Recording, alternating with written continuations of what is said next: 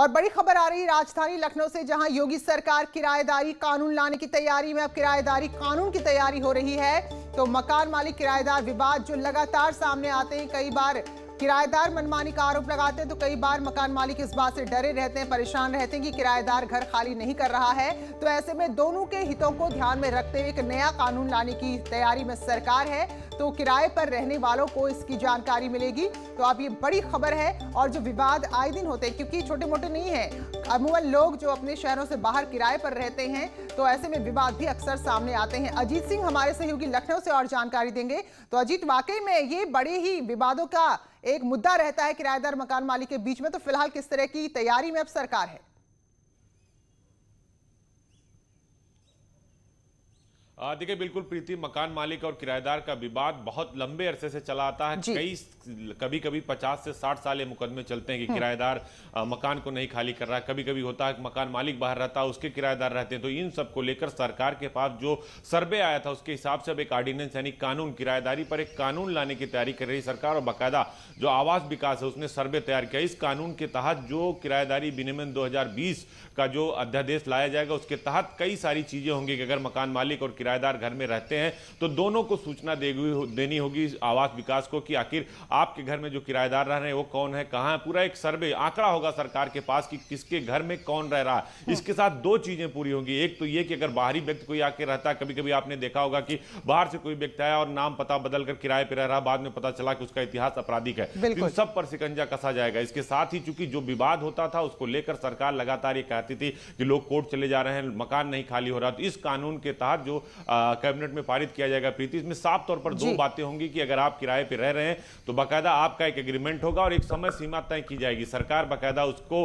Approve करेगी। जो आवास विकास विभाग है वहां पर आपको उसका रजिस्ट्रेशन कराना होगा। इससे किराएदार और मकान मालिक के बीच के जो विवाद हमेशा आते रहे, कभी कभी आपराधिक घटनाएं भी हो जाती है, इसको लेकर अदालत में लंबे समय तक मामले चलते हैं। तो अब सरकार की तरफ से साफ कर दिया गया कि अब हम किराएदारी कानून को ले आएंगे और विनियमन जो किराएदारी अधिनियम है 2020 को लागू किया जाएगा। और आवास विभाग जो है वो बाकायदा सर्वे उन्होंने कराया और इसकी जल्द ही रूपरेखा बनाई जा रही है जो है आवास विकास की तरफ से, और मुख्यमंत्री के सामने प्रस्तुत किया जाएगा। उसके बाद इसे कैबिनेट में लाकर इस पर बाकायदा अध्यादेश लाया जाएगा। बिल्कुल, तो क्या क्या प्रावधान है तो ये साफ होगा, लेकिन एक बड़ी कोशिश है क्योंकि ये विवाद छोटे मोटे नहीं, जो सदियों से कई पीढ़ियां गुजर जाती हैं कोर्ट के चक्कर लगाते लगाते। बहुत बहुत शुक्रिया अजीत आपका जानकारी के लिए। तो महत्वपूर्ण खबर है, जो मकान मालिक और किराएदारों के बीच में विवाद होता है, फिलहाल अब ऐसी नौबत ही नहीं आएगी क्योंकि एक कानून यूपी सरकार लाने जा रही है। महोबा से अगली बड़ी खबर, जहां बारातियों से भरी एक गाड़ी कुएं में गिर गई। बड़ी खबर है और इस दर्दनाक हादसे में 6 बारातियों की जान चली गई है जबकि 3 बाराती लापता है। अब तक कोई पता नहीं चल पाया है। तो बारात यानी दुल्हन लेकर ये गाड़ी लौट रही थी, तभी एक हादसा हुआ और जो ये मृतक हैं वो स्वासा गांव के रहने वाले हैं। तो ये बहुत ही दर्दनाक हादसे की खबर है। 9 लोगों से भरी हुई गाड़ी थी जो कुएं में गिर गई और 6 लोगों की तो मौत हो गई, जबकि जो बाकी 3 लोग थे उनका अभी तक कोई अता पता नहीं चल पाया है। तो फिलहाल उनको ढूंढा जा रहा है। तो शादी से ये लोग वापस लौट रहे, बारात से वापस लौट रहे थे, लेकिन इतना बड़ा ये हादसा हो गया जिससे पूरे गांव में मातम पसर गया है, कोहराम मचा हुआ है। और फतेहपुर से अगली खबर, जहां न्यूज़ 18 की खबर का बड़ा असर हुआ, क्योंकि हमने दिखाया था कि कैसे यहां पर हर्ष फायरिंग हो रही है। तो इस शादी समारोह में शामिल 150 लोगों के खिलाफ मुकदमा दर्ज हुआ है। तो आयोजक भी इसमें शामिल हैं। ये बड़ी खबर अब आपको बता रहे हैं। तो दरअसल तिलक यहां पर चल रहा था, तिलक समारोह था और इस दौरान देखिए कि कैसे नियमों की धज्जियां उड़ाएगी। पहली तस्वीर है जहां पर सुप्रीम कोर्ट के आदेशों को ताक पर रखकर फायरिंग हो रही है, और दूसरी तस्वीर है कि कोरोना काल है, उसके लिए बाकायदा कुछ नियम तय किए गए हैं, तो भी यहाँ डांस का कार्यक्रम रखा गया। तो फिलहाल जो खबर हमने दिखाई थी उसमें असर हुआ, आयोजक समेत 150 लोगों के खिलाफ मुकदमा दर्ज हो गया है।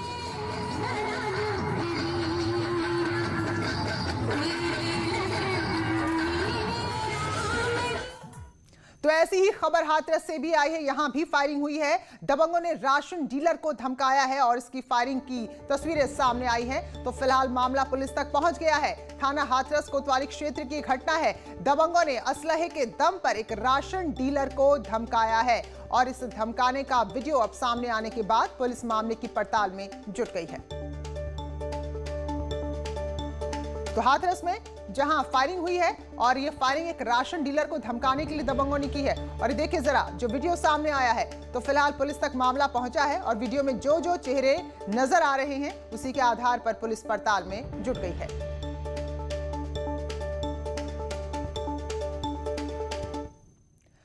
और लखनऊ से खबर है, जहां अज्ञात गाड़ी से टकराने के बाद एक कार में आग लगी। थाना विभूति खंड के शहीद पथ पर यह हादसा हुआ, जिसमें कार पूरी तरह जल गई। राहत की बात यह रही कि जो लोग कार के अंदर सवार थे वो वक्त रहते कार से कूदने में कामयाब रहे और अपनी जिंदगी बचा ली। तो फिलहाल दमकल की गाड़ी मौके पर पहुंची और जो आग लगी थी कार में उसको बुझाया गया। लेकिन आप तस्वीरों में देखिए कि आग पूरी तरह से जो कार है वो तबाह हो चुकी है। तो एक गाड़ी से कार टकराई थी, जिसके बाद इसमें आग लग गई। राहत ये रही कि जो लोग इसमें सवार थे वो सकुशल रहे और वक्त रहते गाड़ी से कूद गए।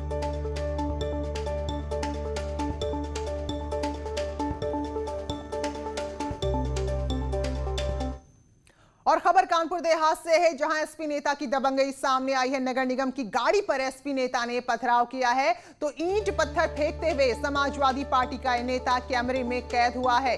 गोविंदनगर के गुजैनी की यह घटना है। सांड पकड़ने के लिए नगर निगम की टीम मौके पर गई थी और लेकिन वहां देखिए जरा, ये समाजवादी पार्टी का नेता है जिसने नगर निगम की गाड़ी पर पथराव किया है। तो फिलहाल इस एसपी नेता को हिरासत में ले लिया गया है। तो गाड़ी पर हमला करते हुए ये कैमरे में कैद हुआ है। हम लोग को 112 मिला रहे हैं, अब मिला रहे 112 मिला। हम वीडियो दिखा दें, वीडियो बनाओ बस खाली। तो दरअसल कानपुर देहात में ये गाड़ी जो है नगर निगम की, वो जो आवारा सांड सड़कों पर होते हैं अमूमन हादसे का सबब बनते हैं, तो उन सांड को पकड़ने के लिए गई थी नगर निगम की टीम इस गाड़ी के साथ। लेकिन समाजवादी पार्टी के नेता कोई बात रास नहीं आई और उसने नगर निगम की गाड़ी पर ही ईंट पत्थरों से हमला शुरू कर दिया। और ये तस्वीरों में साफ साफ नजर आ रहा है कि कैसे टीम पर हमला किया जा रहा है। देखिए जरा, गाड़ी पर हमला किया जा रहा है, कोई जो टीम का सदस्य वो भी जख्मी हो सकता था। बहरहाल कार्रवाई करते हुए एसपी नेता को हिरासत में ले लिया गया है। हम लोग को 112 मिला रहे हैं, अब मिला रहे 112 मिला। हम वीडियो दिखा देंगे। और अगली बड़ी खबर फतेहपुर से है, जहां नकली खाद बनाने वाली फैक्ट्री का भांडाफोड़ हुआ है और भारी मात्रा में 50 लाख कीमत की खाद यहां से बरामद हुई है। तो ये जो खाद को चलाने वाला जो संचालक था, इस फैक्ट्री को चलाने वाला संचालक था, दरअसल वो ब्रांडेड बोरियों में इस खाद को भरकर भारी भरकम मुनाफे में बेचता था। तो फिलहाल जो फैक्ट्री संचालक है और उसके साथ काम करने वाले कुछ लोग हैं, उनको गिरफ्तार कर लिया गया है। धरा सिंह हमारे सहयोगी और जानकारी देंगे। तो धरा, बताइए जरा, कब से गोरख धंधा चल रहा था और किस तरह की कार्रवाई हुई है? देखिए, फतेहपुर के राधा नगर मोहल्ले में पिछले कई सालों से यहाँ पे नकली खाद बनाने का गोरख धंधा चल रहा था।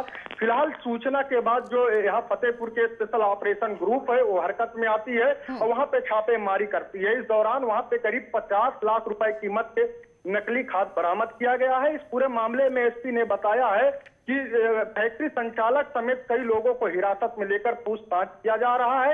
ऐसे में बड़ा सवाल है, किसानों के साथ धोखाधड़ी करने वाला या जो संचालक है अभी पुलिस के गिरफ्त में आया है, जो कुछ ही घंटों बाद इसको सलाखों के पीछे भेजा जाएगा। जी चलिए, बहुत बहुत धन्यवाद धरा। तो एक बड़ी कार्रवाई है, क्योंकि देखिए यहाँ पर लाखों का गोरख धंधा चल रहा था और जो किसान किसी ब्रांड पर विश्वास करके खाद खरीद रहे थे, दरअसल वो नकली थी। फिलहाल संचालक गिरफ्तार हो चुका है। और बड़ी खबर ग्रेटर नोएडा से है, जहां एक मुठभेड़ के बाद पुलिस को बड़ी कामयाबी मिली है, क्योंकि 4 बदमाश गिरफ्तार हुए हैं। ग्रेटर नोएडा से खबर, जहां मुठभेड़ के दौरान एसओजी भी पुलिस के साथ थी और इस एनकाउंटर में 4 बदमाश जिनके पैर में गोली लगी उनको गिरफ्तार किया गया है। इन बदमाशों के पास से तमंचा, कारतूस और नकदी भी मिली है। तो एसओजी और पुलिस की टीम को जानकारी मिली कि बदमाश किसी घटना को अंजाम देने जा रहे हैं। तो फिलहाल घेराबंदी की गई और ये बड़ी कामयाबी मिली है, क्योंकि 4 बदमाश इस मुठभेड़ के दौरान गिरफ्तार हुए हैं।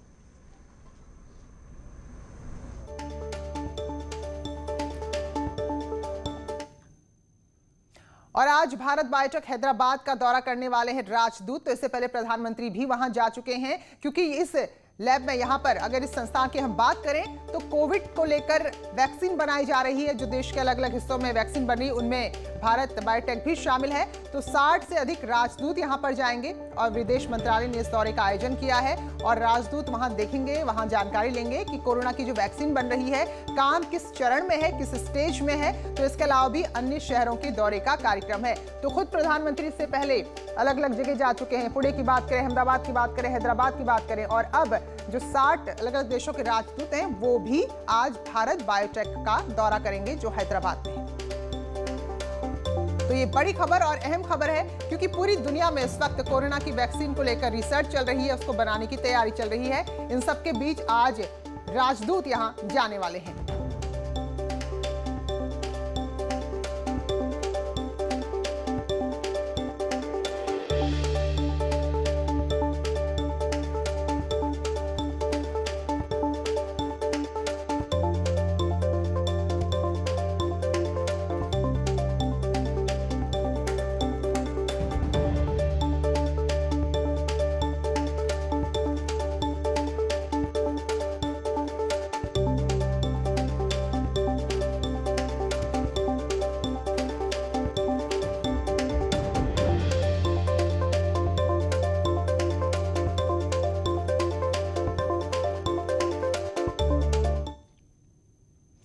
और 14 दिन है किसान आंदोलन का और अब लिखित प्रस्ताव आज जब सरकार देने वाली है तो इसके बाद तय होगा कि आगे किसानों का रुख क्या रहेगा। तो सिंघू बॉर्डर पर किसान नेताओं की बैठक भी है आज, क्योंकि कल जो गृह मंत्री के साथ बैठक हुई थी कोई नतीजा उसमें नहीं निकला, जिसके बाद आज की बैठक रद्द होगी। लेकिन हाँ, किसान आपस में जरूर मिलेंगे।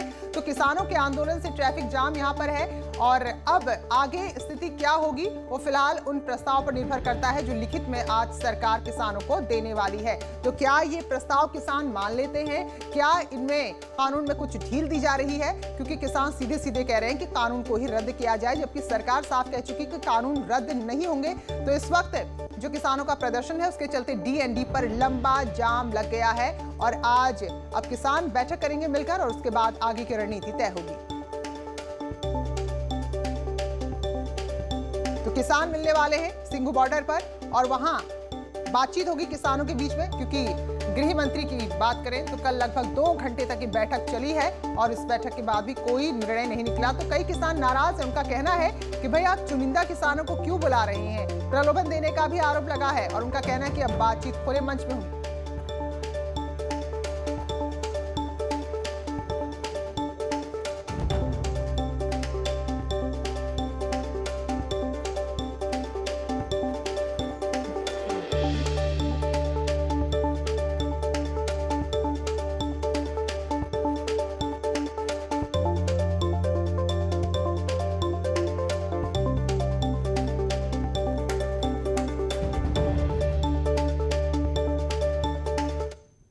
और फिलहाल एक ब्रेक ले रहे हैं, लौटेंगे जल्द ही।